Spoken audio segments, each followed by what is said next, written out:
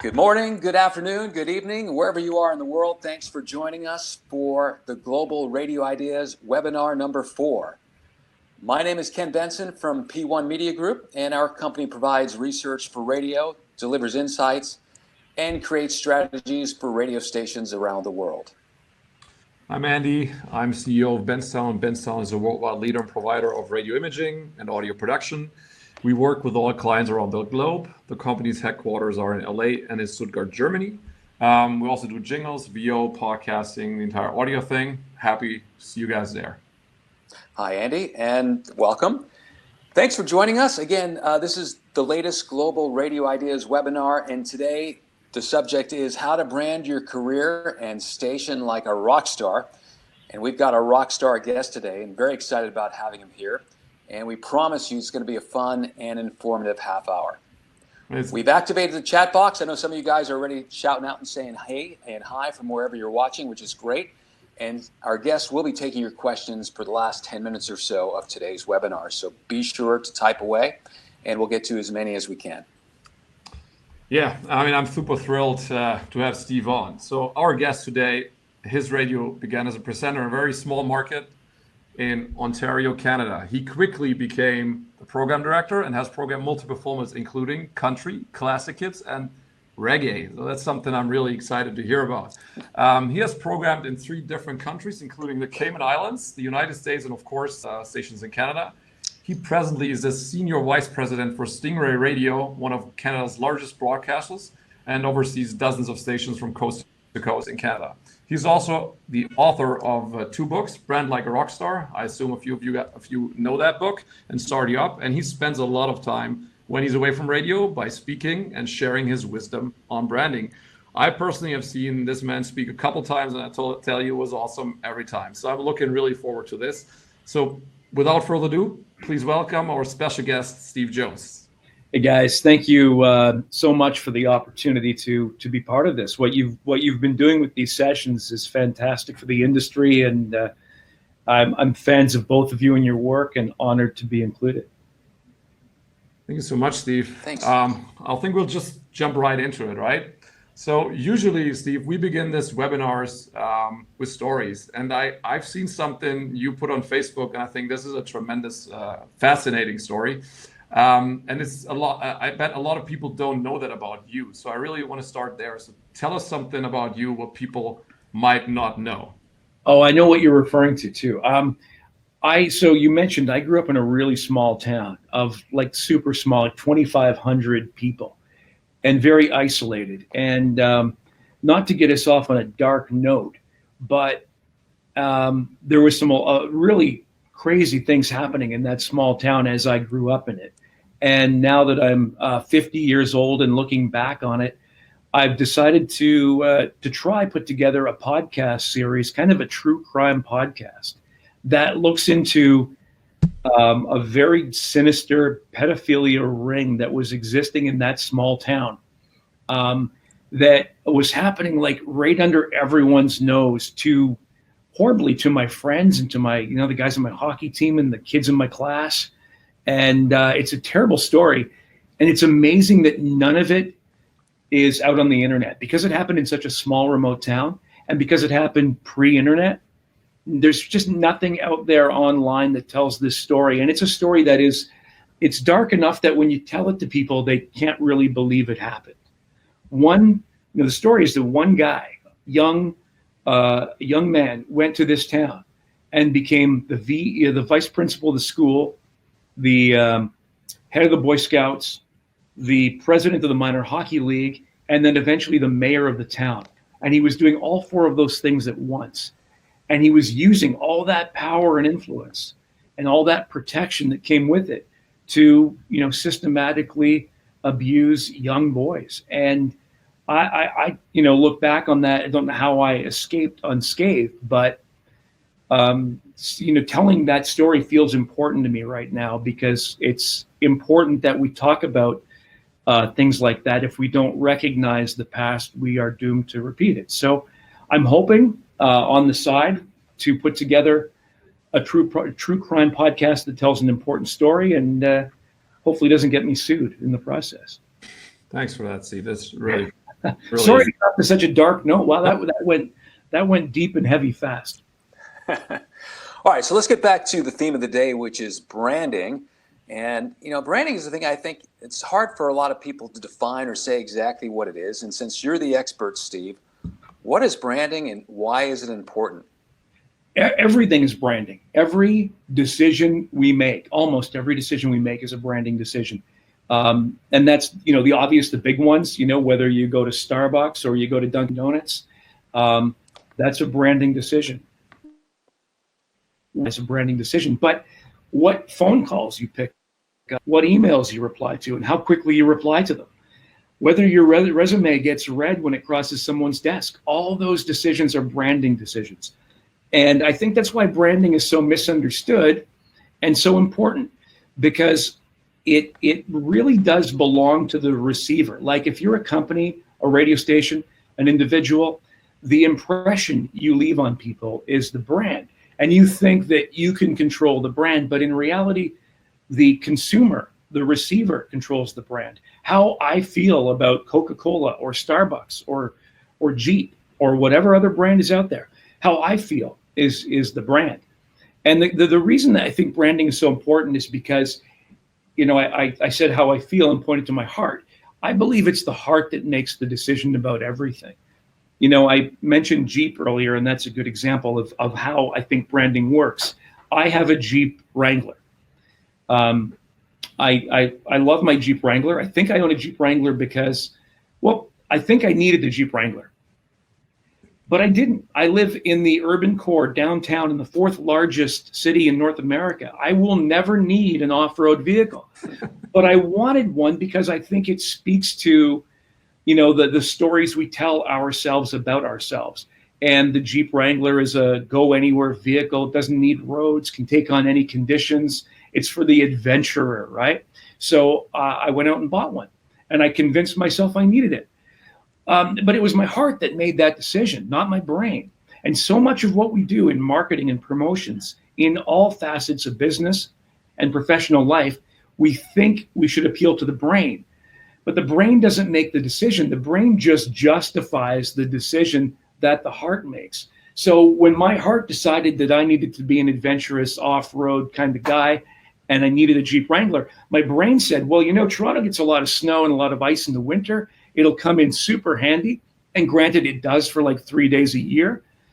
But otherwise, it's just a big gas guzzler with oversized tires in a city where I probably should be riding a bike.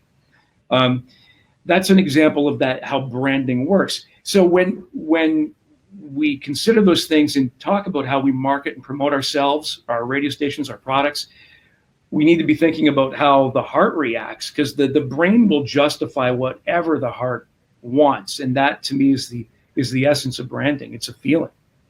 Yeah. So, I got great ideas like how to sell my wife that I need a Jeep Wrangler now too, which has been on my mind since being like on holiday last year and had one in Hawaii. So in your book, Brand Like a Rockstar, Steve, you share a lot of examples of all branding lessons we can learn from iconic rock bands, Kiss, Jimmy Buffett, The Grateful Dead, and also like reggae artists like Bob Marley. So what stood out to me when I read the book is like the ACD model of branding. Like, can you tell us a little bit more about the ACD model of branding? What I love about AC/DC is the pure commitment to consistency, like no other band has ever done. If you know the even just the fundamentals of song construction, AC/DC's only ever really recorded one song. They've just recorded it over and over again in a multitude of different ways with different lead singers. But AC/DC's never recorded a ballad about how hard it is to make a relationship work. AC/DC's never done a song like One by U2 that gets your lighter out at a concert or your phone and sings about the plight of children in the developing world. AC/DC doesn't do that. AC/DC sings about beautiful women, fast cars, strong drinks, loud music. Every album has a multitude of songs with the word rock right in the title. And it's incredible when you look at how this band has evolved or not evolved, depending on how you feel about the band over the years. They've gone from recording albums to cassettes and 8-tracks to CDs and MP3s and now downloads. They've survived the death of an iconic lead singer in Bon Scott, and then they survived the ejection of Brian Johnson. They've survived multiple deaths and imprisonments and scandals, and yet they have a new album apparently coming out this fall with Brian Johnson back on lead vocals. So they've gone through Bon Scott, Brian Johnson, then Axl Rose for a spell, then back to Brian Johnson. There is no other band out there who has survived that much turnover on their lead vocalist and continued to be successful. AC/DC has outlasted every genre of music that's come about since they began, from the rise of punk to new wave, and disco, and hair bands and metal and grunge and alternative and hip hop. And AC/DC continues to just play these same three chords over and over again. And it's not an insult. Like it takes a lot of work and a lot of brain power to be that consistent over and over creatively for all those years, for like almost 50 years of doing the same thing. I think that's pretty remarkable. We tend to think in our industry in broadcasting, but in all businesses, and I'm really lucky to be able to speak to all kinds of industries and businesses around the world, and it's the same everywhere. We think our customers are tired of us and they want us to change, but they don't. Like if we deliver a feeling to somebody, which is what AC/DC does, from the very first power chords on their very first album, they've delivered that feeling. They just keep delivering that feeling, whether they do it on vinyl or cassette or download, whether they do it with Bon Scott or Brian Johnson or Axl Rose, they keep delivering that feeling. And for our brands in any field, we need to keep delivering the feeling we deliver. We can evolve and change and grow, but the minute we stop delivering on the feeling, we fail. And you can look at so many bands throughout history, so many artists. I mean, you can almost name on one hand or maybe just on one finger the number of artists who have successfully transitioned from one genre of music to another, like Taylor Swift, maybe the one who comes to mind. But there are very few who have been able to do that. You need to be committed to delivering on the feeling that you deliver over and over and over again. Never lose sight of it. And as you evolve and change and grow, deliver on the feeling. Radio stations who change morning shows, imaging voices, jingle packages, can still deliver on the same feeling if they understand what it is that their listeners get from them. So knowing that feeling and consistency, you would say in like two words, is like what AC/DC is the AC/DC model of. Oh yeah, AC/DC knows what their fans want and they deliver it over and over again. And outside of AC/DC, outside of the band, I mean, the guys in the band, I think Brian Johnson is famous for having an infatuation with the show tunes. But he's not going to come to AC/DC and say, guys, let's do some show tunes here. They know what the band is about. They deliver the feeling, and that's the pillar of their success. Such a simple and important lesson. It seems like from our point of view, working with stations all over the world, when they get into trouble, most of the time they shifted off the brand expectation and stopped delivering what people came to the station for in the first place. And once they get back to that position, they tend to succeed. So let's jump to another chapter in the book, because I know the book covers lots of different artists and lots of different chapters. So let's pick another extreme, the Sex Pistols. What can we learn about branding from those guys? I love the story of the Sex Pistols. They're in the Rock and Roll Hall of Fame. Only ever recorded one album. Their bass player played a couple of notes on the whole album. Like it's an amazing story of how publicity and word of mouth can drive a brand to success. And I think one of the big takeaways from the Sex Pistols is that really no news is bad news. No publicity is bad publicity. If they're spelling your name right and they're accurate with what they're saying about you, that's great. Good examples when they launched the band with God Save the Queen. Malcolm McLaren had the band play on a barge outside the House of Parliament in the UK. And the band got arrested. It was a big scandal, but they wanted to play, for the government this song. And then the BBC famously, prevented that song from going to number one. Like there was a whole scandal around this. It was perfect because that band represented anarchy. They represented scandal. They represented that anti-authoritarian attitude that was really bubbling in the UK at the time. So when people said the Sex Pistols did this and did this and did this, and they disparaged them, they were really just furthering the brand. I think the lesson from the Sex Pistols that's the big takeaway is that if people are complaining about you, talking about you accurately, that's a good thing. A lot of radio stations react to complaints by fixing the problem. Well, if a little old lady complains about your rock morning show talking dirty, are you going to stop talking dirty? No. The little old lady's right. And the Sex Pistols knew you have to sacrifice something. They weren't everybody's favorite band. They were very, very polarizing, not just musically, but what they stood for was very, very polarizing. In the UK, there was a whole generation of people who thought they were just the worst thing to ever happen. And to the Sex Pistols, that was great. Now, unfortunately, they took it to the extreme and imploded and didn't last. But the lesson remains that getting people talking about you and saying the right things about you is absolutely critical to your brand. And if they're saying the right things to the right people, it's great for you. Yeah, the Sex Pistols, good old Sid Vicious. So 2020 is a crazy year. A year we'll, I think, never forget, or forget at least fast. So why do you think, Steve, and I'll try to refer and stick with Ken's band analogies, why do you think it's important to stick with the lessons the lessons Aerosmith gave us, Run DMC, Paul Simons? Why are these lessons still important in 2020 and beyond 2020 with, let's say, the I hate to use it, the new reality, or however we want to call it, but the truth is we kind of a lot of people woke up in 2020 to some really important issues, and the issue of systemic racism is real. It's always been part of the culture, but in 2020 a lot of us had a light turned on, and when you think about the impact of other cultures on you,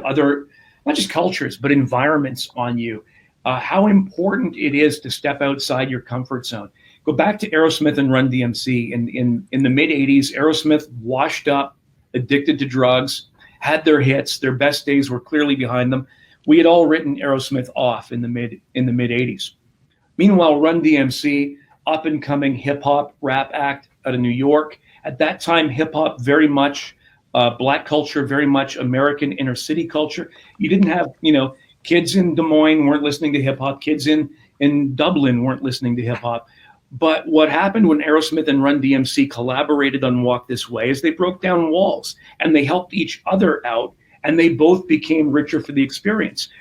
Daryl from Run DMC tells a great story about the video from Walk This Way, and you can go back and watch it. But the video has Aerosmith on one side of a wall, Run DMC on the other, and they're both performing Walk This Way.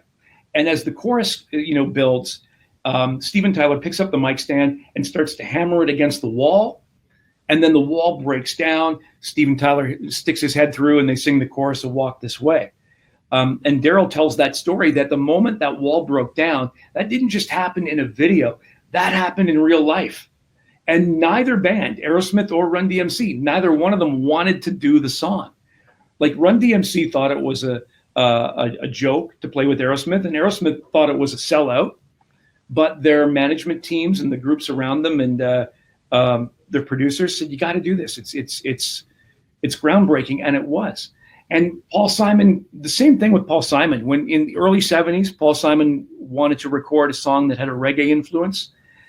He did Mother and Child Reunion. He went to Kingston, Jamaica. He worked with Jimmy Cliff's band. He recorded it authentically. He opened himself up to completely different sounds and styles and cultures and took away from it an incredible sound. And then, he did the same thing going to Muscle Shoals and recording there. The same thing with Graceland. I love the song Graceland by Paul Simon because it couldn't be more quintessentially American. He's singing about a middle-aged white guy going through his midlife crisis and bringing his 9-year-old son, and he's divorced, and he's going to seek knowledge from Elvis Presley's mansion. And Paul Simon wanted to record that with African rhythms, so he goes to South Africa at a time when South Africa was segregated with apartheid, and records with real South African musicians. I think the lesson from all of that is that we are stronger together. We are better when we absorb others' influences, and we are, we're wiser for it and stronger for it and healthier for it. We're better when we live one step outside our comfort zone. And having programmed radio in a couple of countries, I've seen some of that. When we go in with an open mind and say, okay, what do I have to absorb from these people versus what am I going to impart on these people? You get much more out of the experience. Great. Our guest is Steve Jones. He's going to be taking your questions in just a few minutes. So if you have anything, please put it in the chat box. So Steve, let's talk politics for a minute. Topic nobody wants to talk about. I was with a really highly respected colleague last year from the UK, and he told me that he thought Donald Trump was a marketing genius. So what do you think about that statement? And what, if anything, could radio learn from Mr. Trump? Well, wow, this is such a delicate one. I try to avoid politics when I'm speaking, but you use the words Donald Trump and genius in the same sentence, so that's impressive. And so does Donald, really, to describe himself. I think the wisdom of Donald Trump, and I hate to say this because if you are not aligned with the views of Donald Trump, this sort of feels like I'm normalizing something that some people feel shouldn't be normalized. But the reality is Trump knows exactly what he's about. He knows exactly what's going to play with his base. He knows exactly how to stir up what needs to be stirred up. It's a little bit like the Sex Pistols lesson we talked about earlier. He knows that if the left is saying horrible things about him, then he's winning. Even if those things aren't entirely accurate, or perhaps if they are, he's still winning because he knows exactly what will stir up those who like him and love. And so that's, from a radio perspective, you get back to the little old lady. If it's the little old lady who's complaining about your edgy rock morning show, then keep it going. Let the little old lady be the left and let the rock morning show be Donald Trump. The real problem is when it's the rock fan, the 28-year-old guy who thinks your rock morning show is too edgy.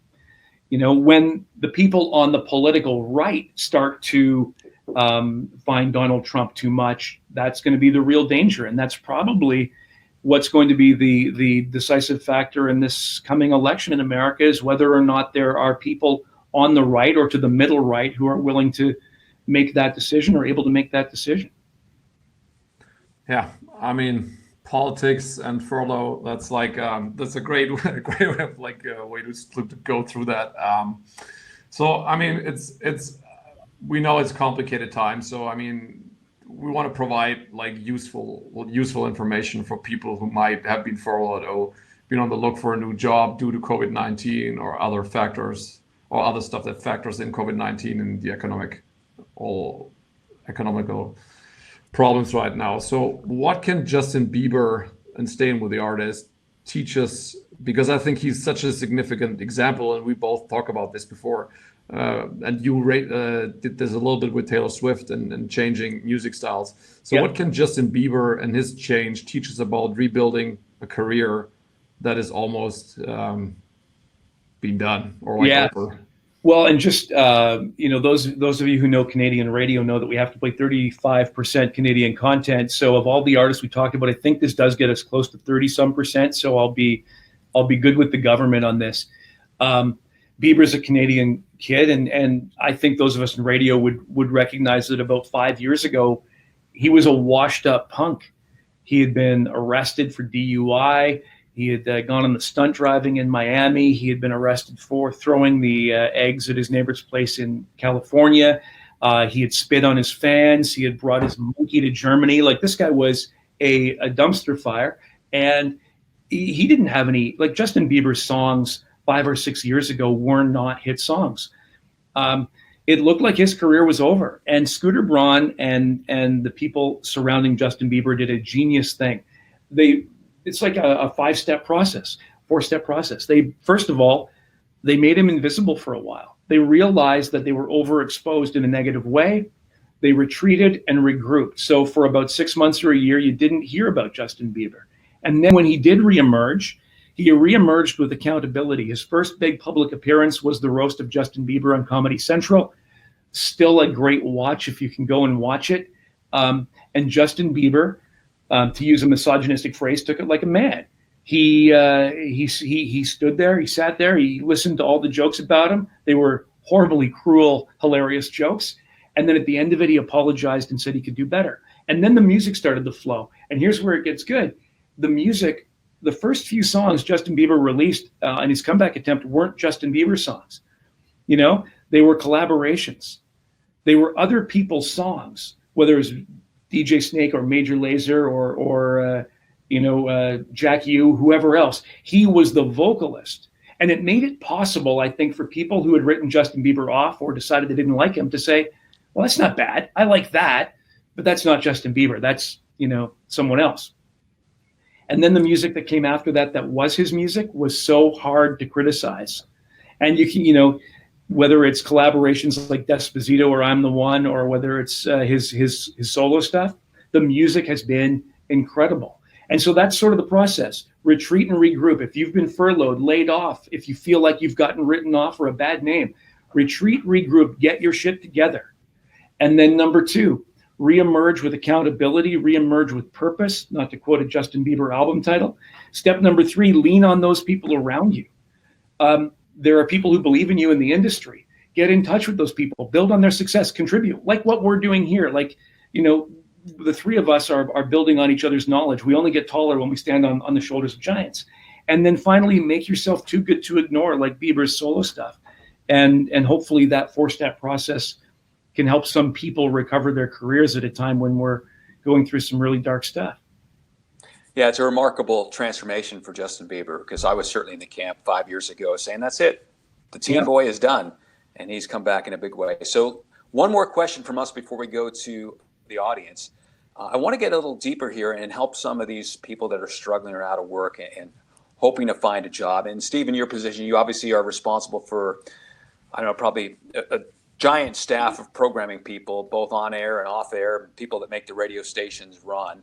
And you see a lot of applications, I'm sure. So what are some of the biggest things that you find are missing in these applications in terms of branding? And what are things job seekers can do to stand out in this big crowd for these limited opportunities? I think those 2 words you said near the end of the question are key: stand out. So much of what I hear and see is, even the good stuff, it's just like the other good stuff. People are really good at doing what everyone else has done before. What I really think I want to hear now is something that just, I've never heard that before. Something that really grabs you and jumps out. Take some really calculated, smart risks and throw some things at the wall that we haven't seen before or heard before. You see that in the podcasting space, or in the YouTube space or TikTok space. You see that kind of creativity. But most radio demos I hear these days, the good ones sound really good and slick and just like everything else. I think the biggest thing you can do to set yourself ahead is set yourself apart. And I tell our teams, like, bad radio happens when talent has to say something. Great radio happens when talent has something to say. So if you launch your demo with something that makes me go, I cannot believe she just said that, you've got my attention. I'll stick around. But if it's just another solid, slick, great break, then yeah, it's okay. I heard a jock here in Toronto a few weeks ago. Toronto's a very multicultural city. It's the heart of this whole, awareness. The Black Lives Matter protests are picking up, and racism and cultural diversity is a big issue everywhere. A jock here in Toronto on a weekend said, we live in one of Canada's most, one of the world's most multicultural cities. I wonder in the next half hour, how many people from different countries around the world could call me, and proceeded to take hundreds of calls, edit these up. And for a half hour, you heard accents and stories, and really quick in between songs. But it was really, really good. And I've never heard anybody do that before. And it made me sort of proud to be in Toronto, and it showed a very cool awareness for the climate we're in. Stuff like that's never been done before. It doesn't have to be long form. It doesn't have to go against the sacred PPM rules, but show me something I haven't heard before, and I'll pay attention. Perfect. Okay, let's take a couple of questions. Following up on that, we have a question from Don Collins, who says thousands of great, talented radio people are on the beach due to COVID cuts or company cuts. What do you see for talent down the road in terms of branding, and how would they expand their brand in this new world? Well, it's a complicated question, but I think it comes back to the last point I made about standing out, and whatever technology you choose to use to do that. Standing out and being different from everyone else out there is really the only way to brand yourself in the new world. With so many people on the beach, so many talented people on the beach, you're up against a whole bunch of people who are really, really good. I would focus less on how perfect something is, and focus more on how innovative it is. I think that if you look at music history, there are some of the greatest songs in rock history are full of mistakes. Some of the great, Creep by Radiohead. The story on that song is that the guitarist didn't like the chorus. So when they went to lay down the track, he decided to wreck it with a bunch of crunching guitar. And the band went, "Oh, that sounds great. Let's do that." That kind of thing. Break the mold and jump out and be less focused on perfection, audio perfection, and be more focused on audio innovation. Yeah, absolutely true. I think standing out and being creative and being different has always been like a massive advantage if you could bring that to a table. So there's another question from Stefan Kepler, which goes a little bit that alley. So I'm going to skip that one. How does talent survive in this climate? I think you answered that pretty accurately. So Polly Marquez, hope I say that right, says you talked a lot about authenticity. Oh God, what a word for a German guy. Easy for a German guy, yeah. I'm interested to know what your thoughts are on the authenticity of the Sex Pistols, or whether it was most strategic. So do you think it's a real thing? Were they like really crazy, or was it like strategically planned? I think this is a great point. The Sex Pistols, clearly a manufactured band, right? Malcolm McLaren wanted to create this act, and he found people to fill the pieces of the puzzle, much like what's his name, who made the Backstreet Boys. Like, he went out and recruited the people to be in this act. But the people he recruited were authentic to the brand. The people in the Backstreet Boys were authentic to the brand. So I think the thing to remember is that your authenticity, it has to be real. You can't be a fake authentic. You will be exposed for that. But you can highlight aspects of your authenticity that help your brand. We're all well-rounded people for the most part. We all have all kinds of aspects and facets to our personality. But you can highlight certain aspects of your personality in order to further your brand. You know what I mean? Like the Sex Pistols, they may not have been always anarchists, but they sure as hell were when they were on stage. And the overall anarchy vibe of that band was authentic to, and Sid Vicious proved it, really. That was really a part of their DNA, but it wasn't their entire DNA. Yeah. All right, so just as we get near the end here, Jessica Rose says, Steve, great stuff about standing out. Mike Moore says, great webinar. And we want to say thank you for joining us today. It was great having you. Tremendously honored. Your lineup has been fantastic. I'm looking forward to the next one. And like I said, truly honored to have been a part of it. We're on video of today's webinar is going to be posted later today on the P1 Media Group and Benstown website and social channels. We'll also share that with Steve if he wants to put that up somewhere. I think on a prior slide you saw Steve's email address. It's sjones@stingray.com. Feel free to reach out and fill his inbox. And our next Global Radio Ideas webinar that he's looking forward to, doesn't even know who's going to be on it yet, but I think he'll like him, is a radio promotion and marketing guru. And I know certainly. Great guy. So anyway, obviously lots of things going on as far as promotion and marketing and big changes in this new world we live in. We'll go through a lot of that next time with Paige Neoneighbor. Last thing we want to remind you of is the Coronavirus Radio Ideas Awards. Voting is open for just a couple more weeks. Listen, just get on there and take 15 minutes and look at these nominees. There's tremendous ideas from all over the world. and it's definitely worth your time. And just for doing it too, you get a chance to win one of 5 registrations to either Radio Days Europe, Radio Days Asia, or Podcast Day in 2021. So please do that. You can get the link from the P1 Media Group website. And on behalf of Steve Jones, P1, and Benstown, thank you so much for joining us today, and we'll see you in September. Thank you, guys. September. Thank you, guys. Thanks so much. Thanks, Steve. Bye, guys. Bye.